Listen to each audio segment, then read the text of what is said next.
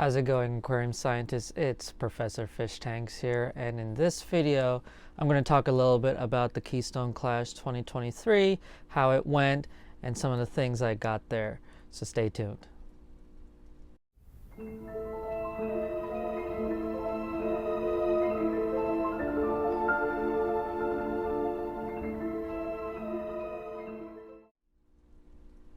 So this is my third year going to the Keystone Clash. The first time I went there was during the pandemic, and the Keystone Clash was just getting back into the swing of things. And this is my third year going there as a vendor. So I was there as a vendor for Atlantic Aquariums, but also got to walk around a little bit and help out at the show however way I can. I was also a sponsor for the aquascaping competition.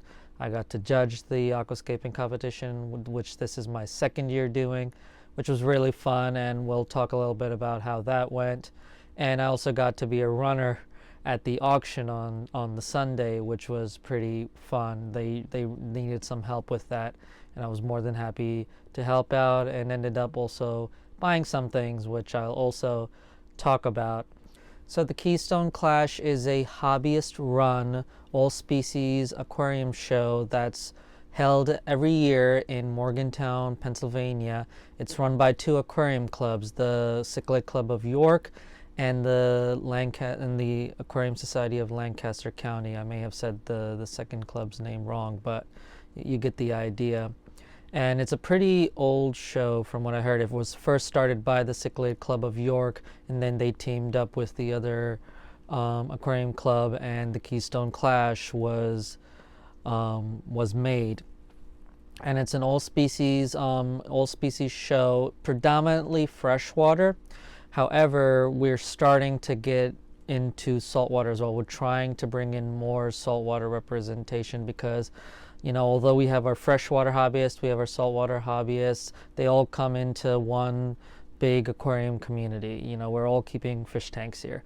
So we're trying to get more saltwater representation, more saltwater vendors, try to bring more saltwater species into the fish show there. So, stay tuned for that. And also they just announced I don't know if they've officially announced it yet, but word has started to go out that next year's Keystone Clash is going to be the first weekend of October next year. I believe is October 4th to the 6th, 2024, in the same location in Morgantown, PA. So if you weren't able to go this year, mark your calendar because this is definitely a show you need to go to. So let's talk briefly about what I did during that show, like my process of getting ready for that show. So like I said, I was a vendor at the aquarium show at the Keystone Clash with Atlantic Aquariums, and that weekend really started on the Thursday. Thursday was basically a day set aside for setup for the show, but also for the vendors to start setting up. And so because I was bringing a lot of stuff this year, it was going to be a 2-day trip. And so I went there on Thursday. My mother also came for the first time. She came and helped out. And then the goal was to set up most of the heavy stuff on Thursday. So I brought some of these the plant racks with me to house the plants I was going to sell. As well as some of the other dry goods that would be or boxes that would be too heavy, the 20-pound bag, Tropica soil, things like that. And also the tables, the fold tables I brought there the first show and got everything set up. And after that, any of the lighter stuff I would bring on Friday morning, early morning, because the vendor room was supposed to open up at 9 a.m. And so we had until 7 to 9 basically to finish setting up.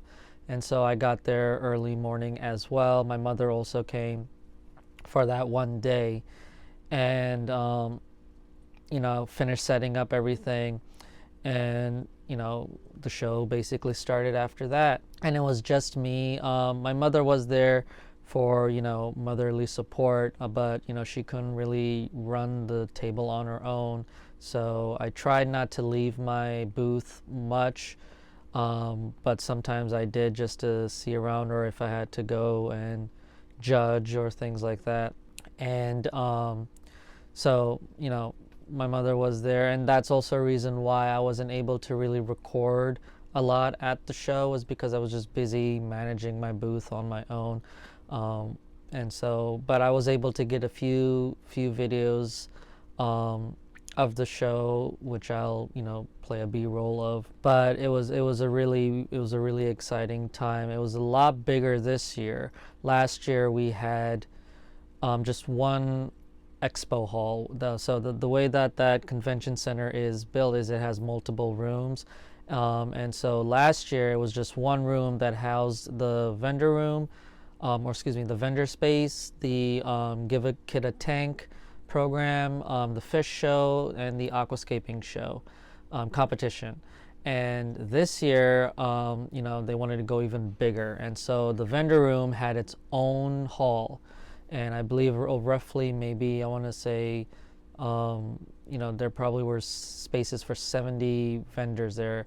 The way they had the vendor room set up, there was a vendor section, which is basically businesses, and there was a hobbyist section, which was a little smaller space. And it's basically, if you're a hobbyist that's just breeding fish or growing plants or shrimp or anything like that, and you want to sell that stuff, you can easily get that smaller space at a cheaper price. But if you're like a full-blown business like Atlantic Aquariums is, you would get a vendor space, which is a little bigger, and you have the opportunity to buy more spaces if you wanted. And that's what they did. And then the room right across from the vendor room was where they had the fish show, the aquascaping competition, the Give a Kid a Tank, and there was another section in the corner for the Killifish Association to have their meeting, and also where the panel chat was held. And then they had another corner for some tables for people to sit, chat, if they grab food, to eat their food there, and just hang out. One of the big things I love about the Keystone Clash is the people. The people you get to meet, the new connections, networking, the friends that you get to make. One of the big advantages of me coming to this show was I got to meet and be friends with people I thought I would never be acquainted with. Jen Williams, who's a very well-known aquascaper, is a good friend of mine, and we met at the Keystone Clash and just connected, spoke, and and now we're good friends. And also meeting a lot of YouTubers, people I've chatted with on live streams. I got to meet there, Crypt Keeper being one of them, and Scotty the Fish Freak, who's also a very good friend of mine. We actually work together. And just meeting new people, new faces, old faces, meeting people who have the same passion as you do, for me is absolutely huge, because I breathe fish, I breathe aquariums. That's literally all I really talk about. I try to talk about normal stuff, but if you're a fellow fish keeper like me, we're gonna be best friends. And the Keystone Clash is something that really helped me open up and be more comfortable talking with people, because these are people who share that same passion as I do. And to not only that, but to learn. There were people there that have been keeping fish since even before I was born, and some of them have written books, have come up with different techniques of breeding fish and identifying fish that is now well known in the hobby. So it was great to meet some of those people there and to learn from them. I call myself Professor Fish Tanks, but even a professor has to always learn, right? So, if you're somebody who is in the fish hobby, in the aquarium hobby, or even somebody who's getting new into the hobby and don't know where to start, coming to a show like the Keystone Clash is probably the best thing you can really do, which is why if you weren't able to come this year, you want to definitely come next year.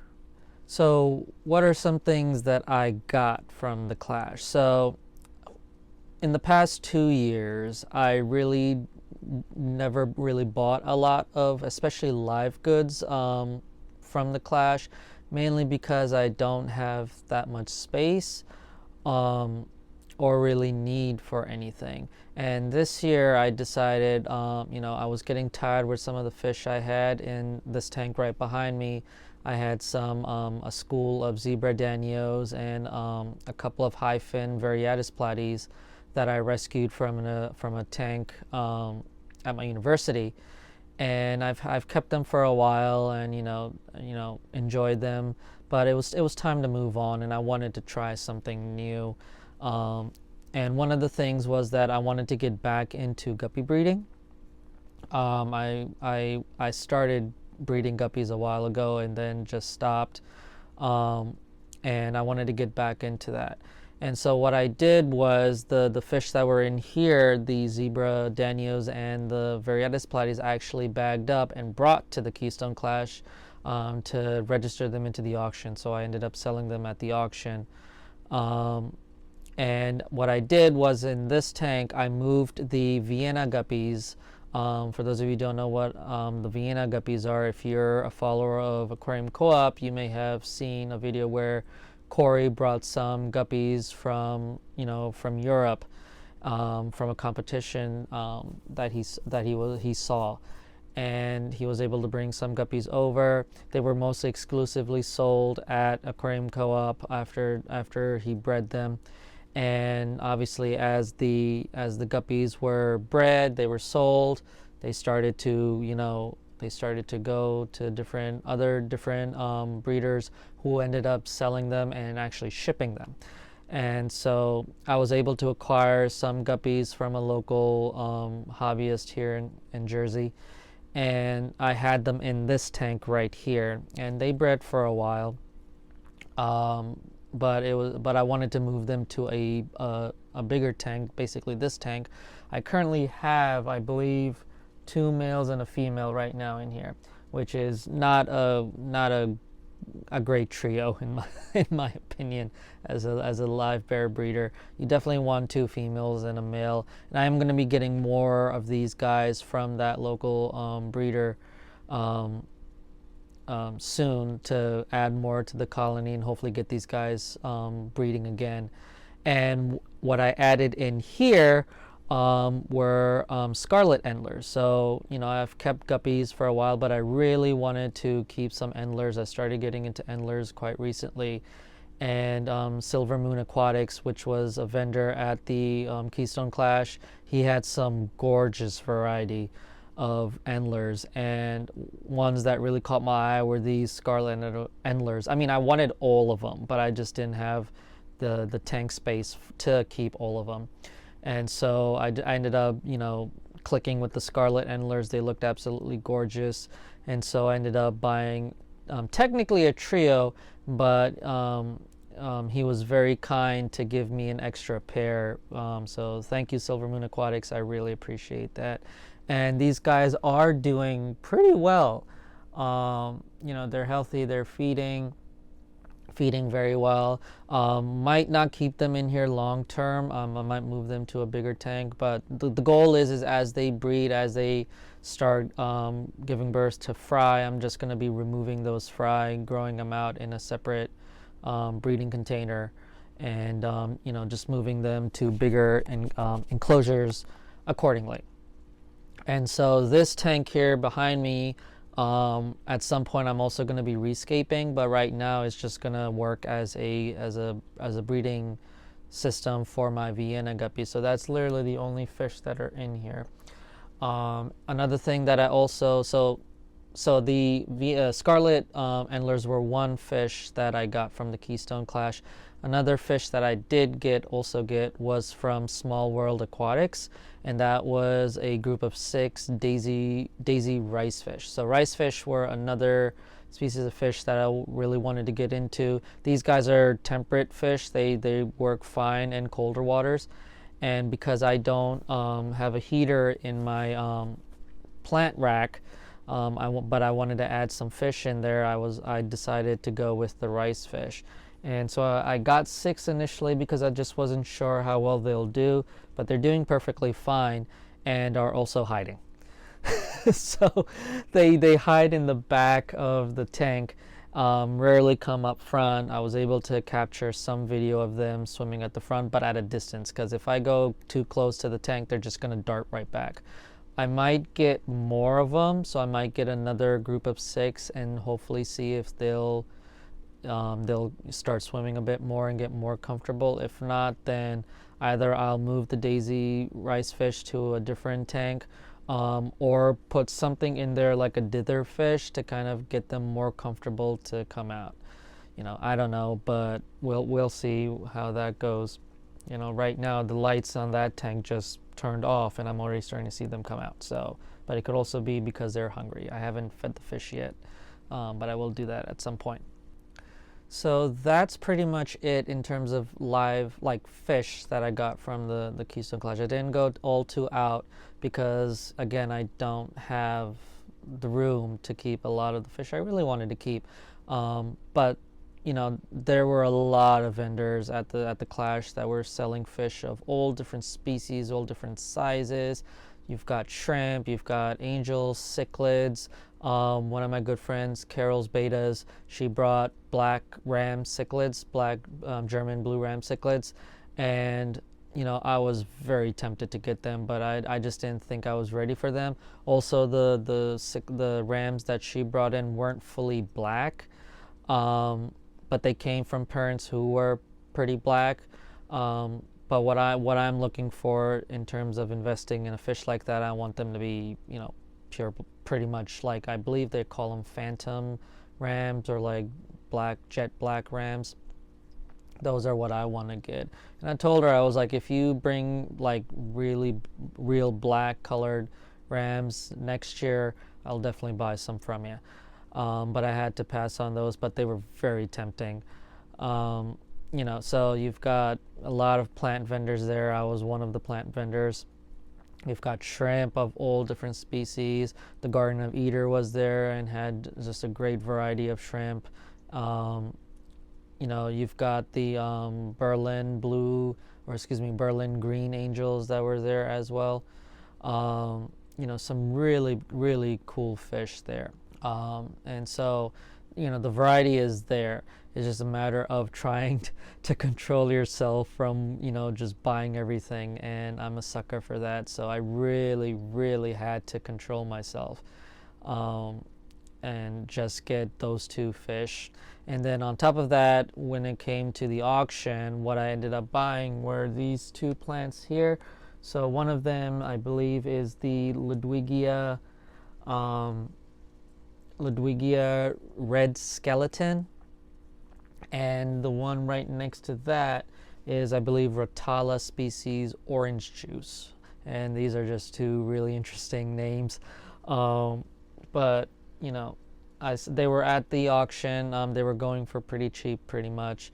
Didn't really pay much for them, but the person who was selling them at the auction, they pulled up a picture of what the plant would look like or looks like, and these are plants that I've never really heard of, and I wanted to try them out, and so I ended up getting them, and I plopped them up in here. Another thing I got was, I don't know if you guys will be able to see them pretty much because the lights are starting to dim out, but I got some red root floaters up here. I got a nice big bag of them for pretty cheap at the auction. And so I plopped them in here. There was a lot of Salvinia cucullata in there that just overtook that tank and made the tank dark even. And so I decided to just, take all of that out and replace it with mainly the red root floaters. The goal is to grow them out and then hopefully have them for sale on Atlantic Aquariums. But I did keep some of the Salvinia cucullata.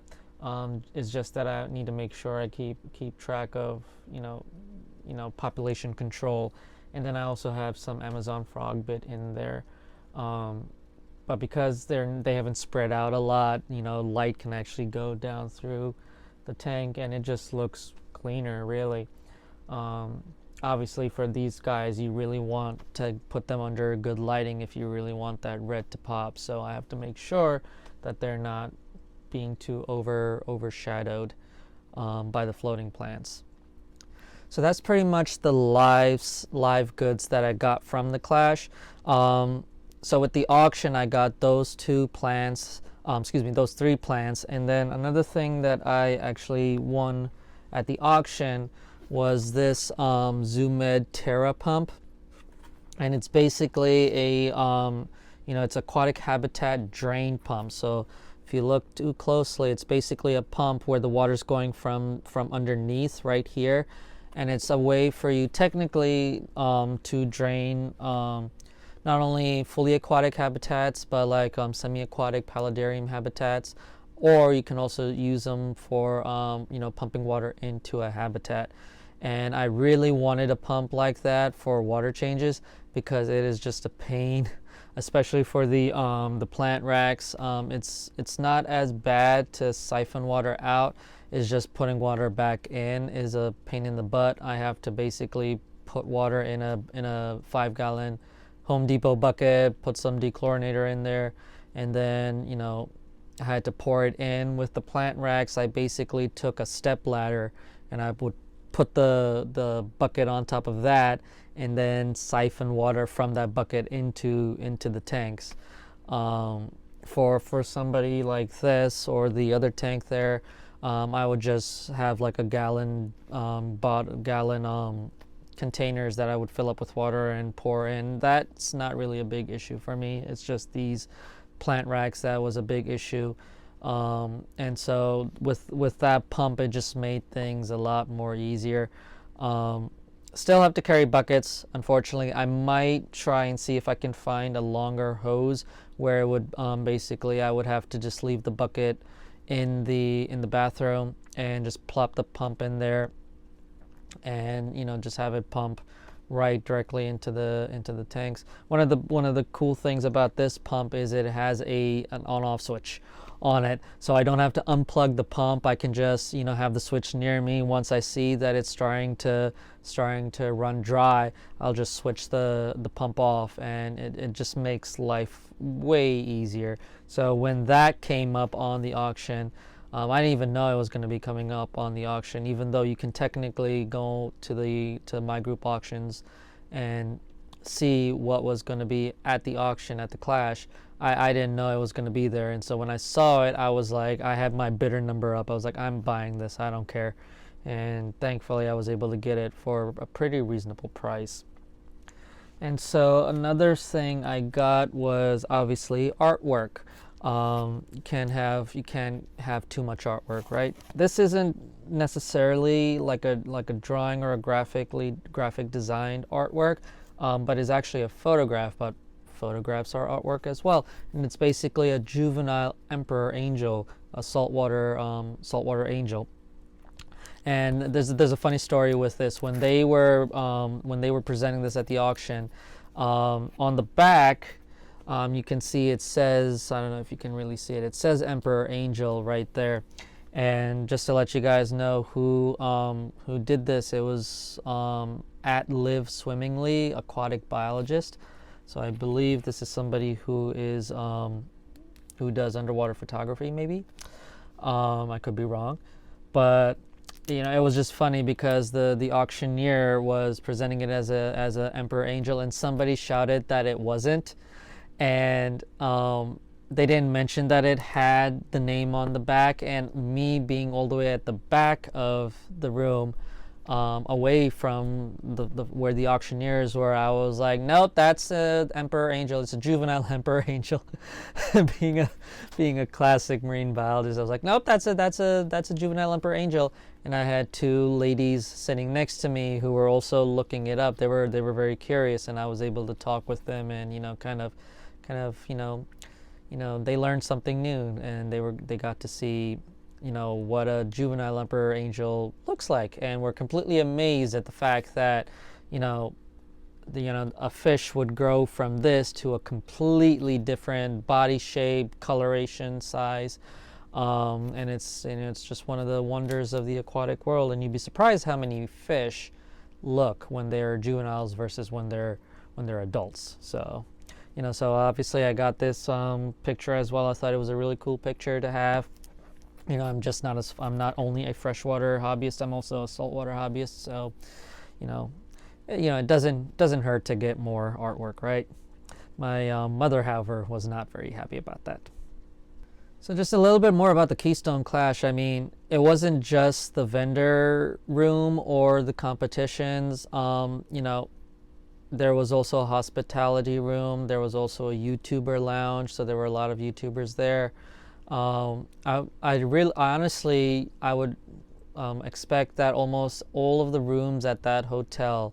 So the expo center is attached to a Holiday Inn, and I believe majority of the rooms in that place were booked for the show. Like the people that booked those rooms were here for the show, and all you would see is just people with the lanyards, with their name tags for Keystone Clash, and that was mainly for the full registered or one-day registered people. Obviously, if you're just here for the vendor room, there was I believe a $5 fee, and you would get like a little wristband that you would put on, and you can go into the vendor room. But you had the opportunity to register as a visitor of the Keystone Clash, which would give you access to not only the vendor room, the competition spaces, but also the different speakers there are.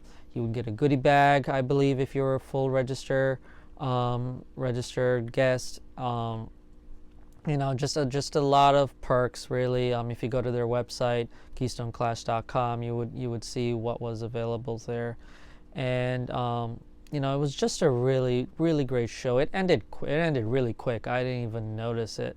It could also be because I was just busy during that week, but it ended really quickly, in my opinion. I was telling Scotty that, or actually a few other people as well that I was talking to after the show, that this just ended way too soon.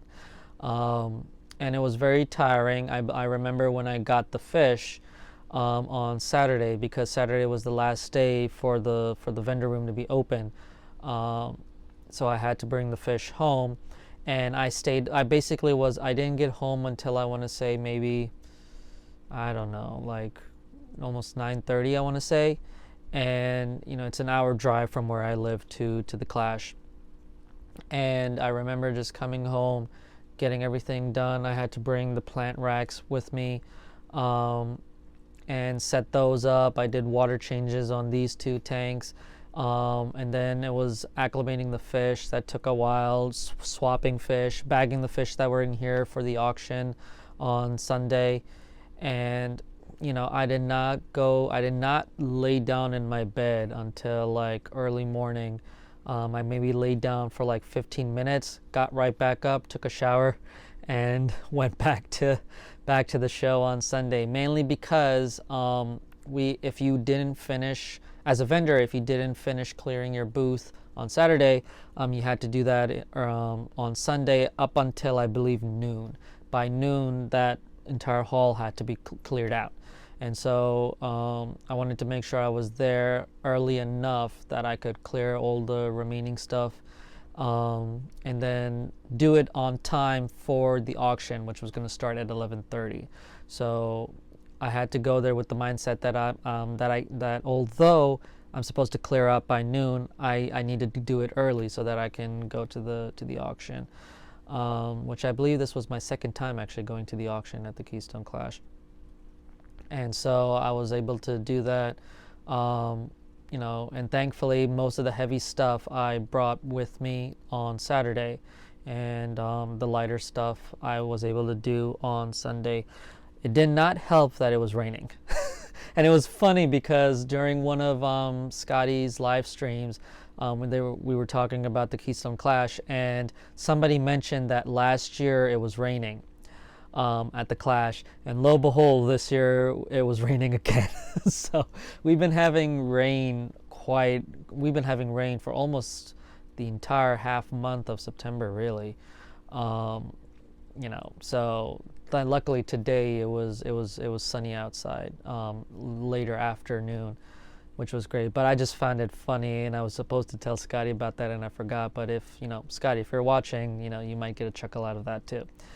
But that just made me laugh a little bit. I was like, oh, somebody mentioned we had it last year. Lo and behold, we have it this year too. But yeah, the rain was an unwelcome guest, really. Just because if you're somebody moving cardboard boxes through rains, it doesn't go well. But thankfully, I was able to clear out the booth, and was able to get there on time to move the car, um, and get back in to go to the auction. And then I basically spent the entire day at the auction. I believe the auction ended around 6:30, I want to say. It started at 11:30 and wouldn't end until all the lots were sold. And so for the first half, I want to say I was just sitting around. Some stuff I liked, I wanted to bid, but if it bid a bit too high, I backed out.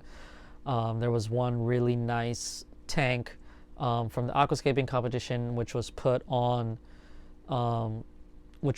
into the auction, and I really wanted it, but there was somebody else close by where I was sitting who also wanted it. And once it went above, I think the opening bid was like $50, and I think once it went over 70, I backed out. I was like, nah, I'm not gonna go that high. And excuse me. And for the first half, I was just a bidder, and then I believe for the second half, the auctioneers were like, we need a little more help. The current runners are starting to get tired. We would love some help. And I told Blake, another good friend of mine who was also managing the auction, I was like, you mind if I help out? And he's like, absolutely, we would appreciate that. So for the later half of the auction, it was just me grabbing lots, bringing them up to the auctioneers to auction off, and then writing the little slips for those who won the bid. Sometimes while I'm standing there with a lot and I see an item that I really want, I'll bid myself. So, which was really cool, and it was just a fun time. And a few of the lots I brought up were stuff that I was selling, and so Scotty, who was one of the later auctioneers, was kind enough to give me a shout out, give Atlantic Aquariums a shout out. And we were able to auction off some of the stuff I did, which, now that I think about it, the fish weren't the only things I had at the auction. Some of the tissue culture plants, especially the ones that were exclusively brought for the Clash, unfortunately didn't really sell. And my plan was that if it wasn't going to sell at the show, I was going to put them into the auction at a more discounted price, because I didn't want to bring them home. They weren't going to really last any longer if I brought them home with me, and I wanted them to get to a new home. And thankfully I was able to. So that was really cool. I should have put some of the Tropica ones in the auction as well, but that's fine. But if any of you watching are interested in any of the Tropica tissue culture plants, go to atlanticaquariums.com, see what's in stock, and buy them up. One of the things I almost forgot to talk about was the aquascaping competition, which, like I mentioned earlier, Atlantic Aquariums actually sponsored, or was one of the sponsors that sponsor that competition. And the way that it works is you basically register on the Keystone Clash website. I believe it's a $75 fee, and you'll basically get a rimless aquarium, as well as a light, a filter, and then there's different supplies, hardscape, and plants that you get to choose from to do your aquascape. The catch is obviously you don't know what will be available to you, so you're basically thinking on the fly. And I believe on Friday around 2 p.m. the competition started, and then Saturday morning the show floor was open, or the competition floor was open for little touch-ups. And then after that it was judging, and I was lucky or honored to be able to judge for the second time this year. Last year I also judged. Jen Williams asked me if I would like to judge, and I thought that I was like, sure, if you think I qualify for it. And she's like, of course you qualify for it. And so I judged last year and I enjoyed it. And so I told Scotty and Jen that for this year, that if you guys needed a aquascaping judge, I'd be more than happy to do it if you need it. But obviously if somebody more qualified was up to the task, then you don't have to worry about me. But yeah, no, Scotty said that he was like, we know we definitely need judges, and so we'll keep in touch with you. And so I got to judge, and it was a very tough competition. Some of these contestants really were great, and one of the reasons why I really enjoyed judging, especially this competition, was part of the judging process. There's like a score sheet that the judges write their numbers on for different categories. And then towards the end, if you want to, you don't have to, but if you want to, you can leave some comments for the contestant. And I have a tendency to always leave some sort of comment, whether it's a comment of praise, whether it's a little bit of a critique, like a suggestion, things like that. And what touched me was last year, there was a contestant who came up to me when he found out who I was, that I was one of the judges, and because in the score sheet you put UC, and I believe after the competition's over, the contestants do get to see the score sheets and any comments that there were. And this particular contestant, he comes up to me and he's like, "Is this you?" And I was like, "Yeah, that's me." And he's like, and he basically pointed out my comment, and he asked me more questions, like, can you specify or explain what you meant? And I even remember the tank he did, and it was basically, there was no negative space, there was no open space. There was this one piece of, I want to say, spider wood that was like almost like smack dab in the middle of two pillars, almost. It's a little difficult to explain, but there was just a big piece of spider wood in the middle, and it just felt really off. And I made a note of that. I was like, if you didn't leave that there, if you took it out, it would have actually made the scape a little better, because you want to keep in mind, you want to have some negative space in there, some open space for fish to swim around, putting into consideration the rule of thirds, things like that, which apparently he never even heard of. And so he basically thanked me. He was like, thank you for that comment, because it really helped me kind of improve on my aquascaping. And this year he came to my booth after I was done judging. Even after the competition results were announced, he came up to my booth as I was clearing up. And this year he wasn't able to participate in competition because he was helping out with the show in general. And he came up to me, and I guess he was tallying up the scores or whatever, and so he got to see my comments, and he's like, "One thing I love about you is you leave a comment for everybody." Because this year especially, I left a comment for everybody, and he was like, "I just love your comments because they're not demeaning, they're not harsh critiques, they're suggestions, and not only that, the places that need praise, you praise it." And that just really touched me, and I was just speechless and smiling and a little bit emotional, because I just wanted to leave comments, because myself as a creator, as an artist, I remember in high school when I was in art class, we had this teacher who I absolutely love. She's retired now. But she had a reputation in the school of being harsh, and the reason I got along with her was because when she criticized me or criticized my artwork, I never talked back, or I never told her, what do you mean this is perfect? And I actually took that critique, and it allowed me to improve as an artist. And she appreciated that, and she liked that, and she saw that, here's a student who really wants to do well and is taking this critique. And I got along with her very well, and that mentality stayed with me through even after I graduated high school.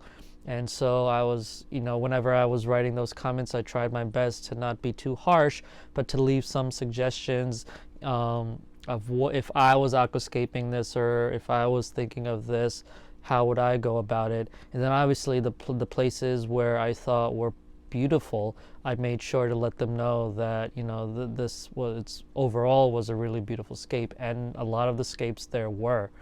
And it was a tough one. I remember Jen Williams, who was in charge of overseeing the aquascaping competition, as well as somebody else who was there. I can't remember his name. They were just standing there they were standing there talking and whatnot while I was judging. And when I was finished judging, I went to give Jen the papers, and I basically told her, I was like, this was difficult, like this was really hard, some of these scapes were really good. So yeah, that it's I just enjoyed the judging because I get to see some really beautiful results. I get to learn some ideas from that, and you know, just seeing reactions like that one contestant's reactions, where my comments actually helped. That meant a lot. So it was really enjoyable, and if they want me to judge again next year, I'm definitely all for it. So that's pretty much it for the Keystone Clash. You know, like I said, it's just a fun show. I absolutely enjoyed it, and I remember in the Keystone Clash group chat on Facebook, people were, or not group chat, you know, just group on Facebook, people were writing, making posts, and you know, complimenting on the Clash and everything like that, and you know, things that I missed at the Clash. I made a little comment. I was like, oh, I can't believe I missed that, or yada yada. And people were replying back saying that, well, you should come next year. And I basically said, you know, as long as the Keystone Clash is running every year and it's close to where I live, I'm always going to be there. It's a fun show. It's a great way for the fish fam to meet up, the community to meet up. Like I said, it's hobbyist run, you know, and you know, just a great way to meet up with old friends, make new friends, network with other people, you know, and just have a great time, have a great weekend. And like I said, you know, if you haven't been here before, to the show before, make sure you you know, mark your calendars, go to their website. You know, they usually have a discount for the rooms at a certain point. So if you're coming from afar and you want to book a room, you'll have the ability to book a room at a discounted price, so keep an eye out for that. But it's definitely worth going. It's definitely worth going. And one of the goals is for next year to hopefully get more saltwater people at the show. So if you're a saltwater vendor or a hobbyist in general, you know, keep an eye out for when registrations open, and please come to the show, participate in the show. I want to have more saltwater representation there, because you know, it's great with the freshwater, but I think, you know, saltwater and freshwater, you know, we need to come together, because I don't really think, other than Aquashella, I don't think there is any other aquarium show that hosts both categories. I think the Aquatic Experience was one of them, but unfortunately that's no longer happening. So you've got either just club run shows for freshwater, or you've got like Reefapalooza.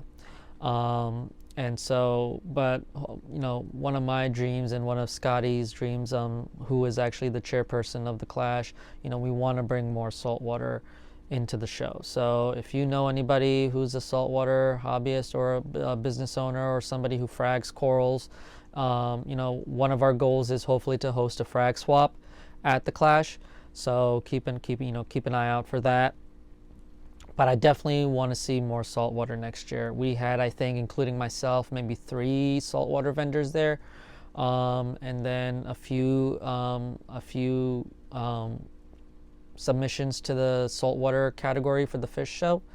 But I want to see more next year. And I believe Scotty did mention that somebody was going to be coming to the Clash just to see what it's all about, and hopefully have like a club come, or a reefing club come to do a frag swap there. So, you know, I might actually ask Scotty about that, see what happened with that.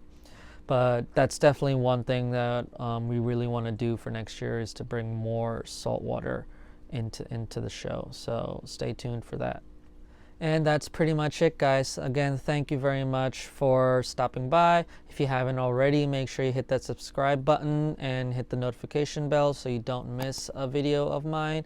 I know my videos aren't that frequent. Life's just been really busy, and I do apologize. YouTube really isn't that up on the priority list for me right now. Right now, it's just me, getting my business running, which is struggling, unfortunately. I'm going to be going back to school shortly, so I'm getting ready for that. Working, at my 9 to 5 job. So, life's just been a little busy. I also teach Sunday school, so Sunday school's back up, so I'm busy with that. And it's just a little difficult. Also, another reason is just I don't have a lot of content, unfortunately, right now to give you guys, especially the content I want to give you, right? The main purpose of this YouTube channel is to go in more of the academic side of husbandry. You have a lot of people who showcase how they do things. What I want to do is actually go into the nitty-gritty science of husbandry, understanding the chemistry, understanding the engineering side of things, the biology side of things. Where do these fish that we love so much actually come from, their habitats, things like that. I really want to do that, but I also want to be able to show you guys those fish in person, in the aquarium lab as it would be, and I just don't have the space to set something like that up. But hopefully soon that will be coming, and you'll be seeing more from me. But until then, there's going to be gaps in between submissions. But please, be patient with me. If you don't already follow me on Instagram, please do that, because I'm a bit more active on my Instagram than I am on YouTube, interestingly enough. So even if I don't post a lot of videos on YouTube, definitely I do post a lot of stuff on Instagram. So if you haven't already, go and follow me on Instagram. And with that being said, guys, just take care. Stay dry, stay warm, because it is getting cooler. But then again, I am a fall person. And I will see you next time. Take care.